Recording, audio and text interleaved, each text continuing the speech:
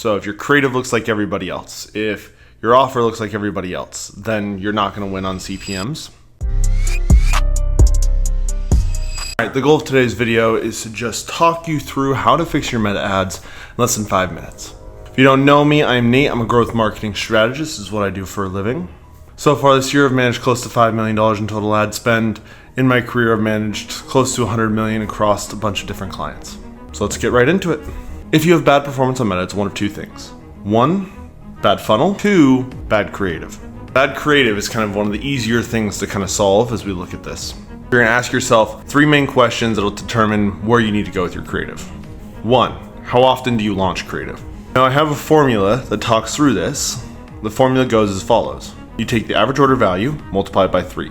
Or if you have a minimum CAC target, so say I have a $50 product and I'm willing to spend $75 for every single purchase, you take that, you multiply it by 3, or if you don't have that, you take the AOV, the average order value from your ads, multiply it by 3. From there, that gives you the minimum CAC target.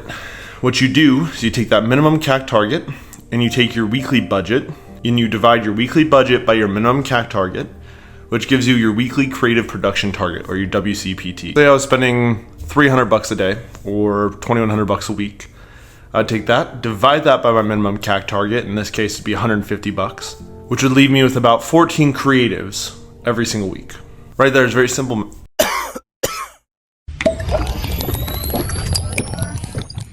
Monster.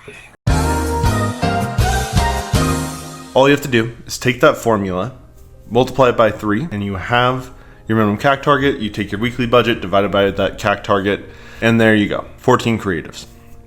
If you're not launching that amount of creatives every single week, get your numbers up. You have to be testing, you have to be iterating. To scale on meta, it's very much a game of finding what works. Does my creative match my ICP? If you don't know what ICP means, it means ideal customer profile. I built out this formula. It's very in detail. I'll create another video going into this, but effectively, I have a list of questions you can grade yourself on to figure out if you're actually hitting your ICP, if you're hitting Andromeda's new update for creative. Lastly, with creative, we look at, are we hitting all the sections of the funnel? Top of funnel, middle of funnel, bottom of funnel. Bottom of funnel is optional. If your campaigns allow you to remarket to some customers, then great. If not, top of funnel, middle of funnel will be your main focuses. Now, if you're dealing with bad conversion rates, bad CPMs, or low AOVs, meaning it's hard to get profitable on meta, you look at the funnel. Here I also put some questions you can ask yourself to improve your funnel. Do I have a strong enough offer? Often, CPMs are dictated by offer and competitiveness. So if your creative looks like everybody else, if your offer looks like everybody else, then you're not going to win on CPMs. Best CPMs I ever had for a client was actually a client who had the worst CPMs I'd ever seen before. It was a supplement brand who had $100 plus CPMs across the board. They were dealing with so much competition. Seeing this, I took the biggest swing of my life. I said, let's offer first month completely free on subscription. Let them try it before they buy it. Client tentatively said yes.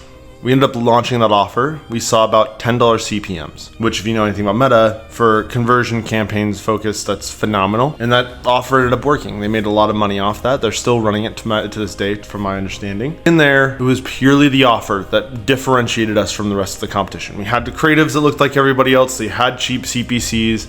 We had really high click-through rates, but the CPMs were brutal. Does your landing page explain why, what, when, how? Why do they buy the product? What is the product? When did they get the product? And then how do they use the product? If you don't explain all of those, you failed. No matter what the funnel or the landing page looks like, it could be a listicle, it could be an editorial, it could be a hero acquisition page. If you do not hit all 3, you failed.